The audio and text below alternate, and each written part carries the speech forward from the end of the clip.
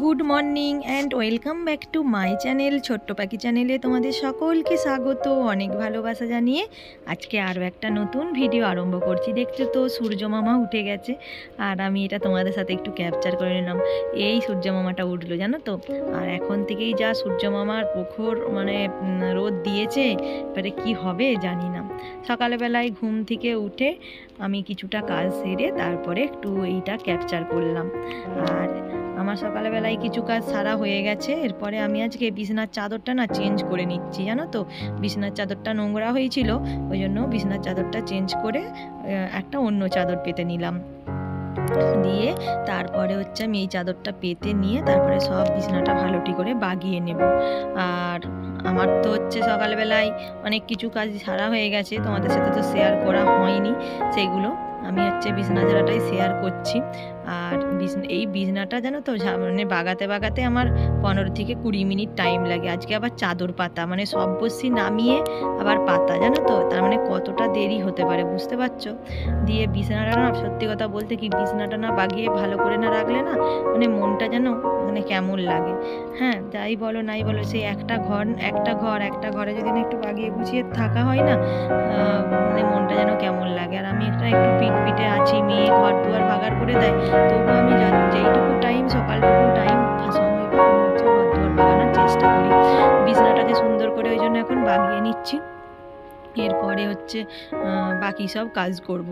আর এখন আমার ওই ঝাঁট দেওয়া হয়ে গেছে, একবার ঝাঁট দেওয়া হয়ে গেছে। তোমাদেরকে তো প্রতিদিনই বলি একবার ঝাঁট দিয়ে আমি তো ঠাকুরের জায়গাটায় করে আমি ঠাকুরের ইষ্টভীতি করে ফুল তুলে তারপরে আমি তারপরে তো সকালবেলায় তো নাতা ঝাঁট আছে, নাতা ঝাঁটটা তোমাদের সাথে তো শেয়ার করা হয়নি, কারণ খুব ভোরবেলায় তো উঠি ওই জন্য। আর আমি বিছানাটাকে সুন্দর করে বাগিয়ে নিয়ে ভালোটি করে ব্ল্যাঙ্কেটগুলোকেও ভালোটি করে বাগিয়ে নিচ্ছি। আর এখন তো এই ঘরটাই যেখানটায় রান্না করতাম সেখানটার জিনিসগুলোও তো এই ঘরটাই এসেছে, ওই জন্য ঘর দুয়ারটা না একেবারে পুরো হয়ে গেছে, ঘরটা পুরো ভর্তি হয়ে গেছে জিনিসপত্রে। আর জিনিসপত্র ভর্তি হয়ে গেছে বলে না ঘরটা আমার মনে হচ্ছে কিভাবে গুছিয়ে রাখলে কতটা কি খালি করতে পারি জানো তো। দেখো আমার বিছানাটা বাগানো কমপ্লিট। বিছানা বাগিয়ে আমি এরপরে আজকে ভাবছি যে অনেকদিন না শোকেসটা, অনেকদিন নয় 2-3 দিন শোকেসটা মোছা হয়নি। 2-3 দিন শোকেসটা মোছা হয়নি বলে আজকে ভাবলাম যে তাহলে শোকেসটা মুছে নেব। ওই জন্য বিছানাটাকে ভালোটি করে চাদরটাকে পেতে ভালোটি করে ঝেড়ে নিলাম, দিয়ে একটু পুঁতুলগুলো দিয়ে সাজিয়ে দেবো। আর প্রতিদিনই তো করি জানো, বিছানাটা পুঁতুলগুলো দিয়ে সাজিয়ে দিই জানো তো। আমার না বিরাট টেডি বিয়ার কিনতে খুব ভালো লাগে। হ্যাঁ, কিন্তু আমি এতদিন টেডি বিয়ার কিনিনি জানো তো, ঘরে জায়গা না। এইগুলো আমার না মেয়ের ছোটোবেলার টেডি বিয়ার, মেয়ে তো তাকে টিপ পরিয়ে রং মাখিয়ে ভর্তি করে দিয়েছিল জানো। দেখো এই টেডি বিয়ারগুলো রাখলে বিছানাটা কি সুন্দর দেখতে লাগে। আমার ইচ্ছা আছে যখন ঘর করব তখন 2-4টে টেডি বিয়ার কিনবো জানো তো। দিয়ে আমি খাটে তখন একটা খাট করার ইচ্ছা আছে, তখন সেই খাটেতে না টেডি বিয়ারগুলোকে সাজিয়ে রাখবো, আর যেন বিছানাটা কি সুন্দর দেখতে লাগবে। হ্যাঁ, আর ওই দেখতে পাচ্ছ দুটো হাঁস শোকেসের ভিতরে, বাচ্চা হাঁস, তোমাদের সামনে একদিন শেয়ার করবো, এটা তো তোমরা একটুখানি দেখতে পাচ্ছ। হ্যাঁ, এই দুটো হাঁসও না সাজিয়ে রেখেছি, আমি মেয়েকে খেলতে দিইনি। আমার মেয়ে না ছোটোবেলা থেকেই যা টেডি বিয়ার কিনে দাও, পুতুল কিনে দাও, খেলনা কিনে দাও, সব না কি করতো জানো তো, সব তাকে খেলতো, 2 দিন খেলতো, 3 দিনের দিনে জিনিসগুলো এধার ওধার সেধার করে দিত। আর আমি ওই জন্য তখন তো এই শোকেসটাও থাকেনি জানো তো, যখন মেয়েটা ছোটো ছিল যে শোকেসের ভিতরে রাখবো। দিয়ে কত খেলনা যে এমন করে নষ্ট হয়েছে যে কি বলবো। হ্যাঁ, কিন্তু কি করা যাবে, এখন আমি একটু সাজিয়ে গুজিয়ে রাখার চেষ্টা করি। এখনও মেয়ের খেলাধুলা এখনও সেই পুতুল, প্লাস্টিকের যে পুতুলগুলো কিনতে পাওয়া যায় না, সেইগুলোতে সাজাবে, কাপড় পরাবে, মেকআপ করাবে, লিপস্টিক পরাবে। হ্যাঁ, এইসব। দেখো আমাদের মেয়েদের জীবনে না কোনো সকাল থেকে উঠে থেকে কোনো রেস্ট পাওয়া যায় না জানো।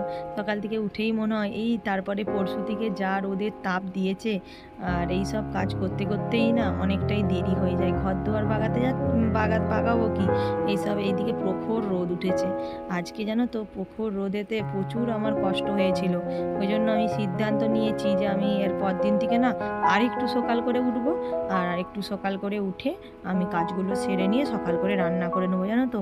কারণ হচ্ছে পুজো করে রান্না করতে না অনেকটাই দেরি হয়ে যায়, আর ওই জন্য।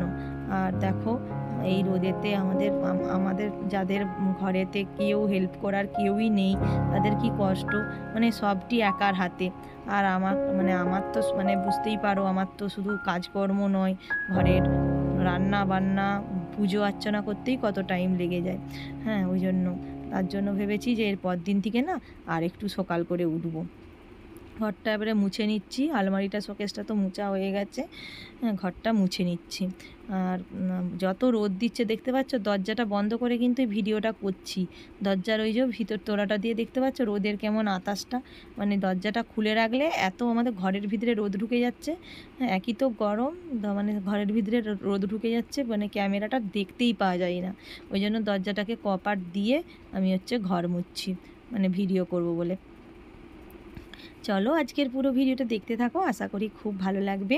আমিও টপ টপ করে কাজগুলো সেরে নিই, তোমরাও ভিডিওটা দেখতে থাকো।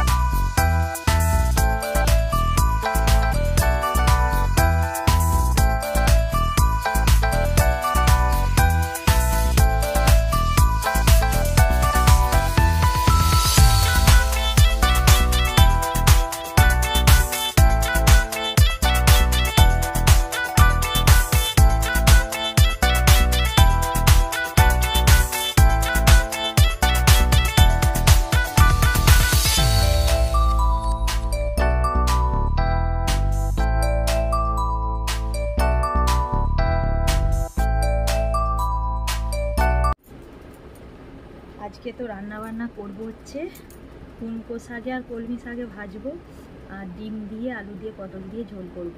এখন আপাতত এইটুকুই করব। প্রচণ্ড গরম, সব বসে নিয়ে ওখানে যেখানটা রান্না করছি টিকা যাচ্ছে না, এত গরম। দিয়ে ঘরেই তার জন্য আনাজটা কুটে নিচ্ছি, আনাজটা কুটে তারপরে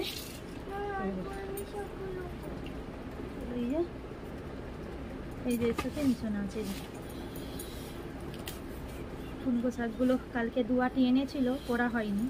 কুমড়ো শাকের ইয়েগুলো রান্নাঘরেও আছে একাটি। কুমড়ো শাকটাই ভেবেছিলাম দুয়াটি ভেজে নেবো, কারণ শাক ভাজলেই তো এইটুখানি হয়ে যায়, ওই জন্য।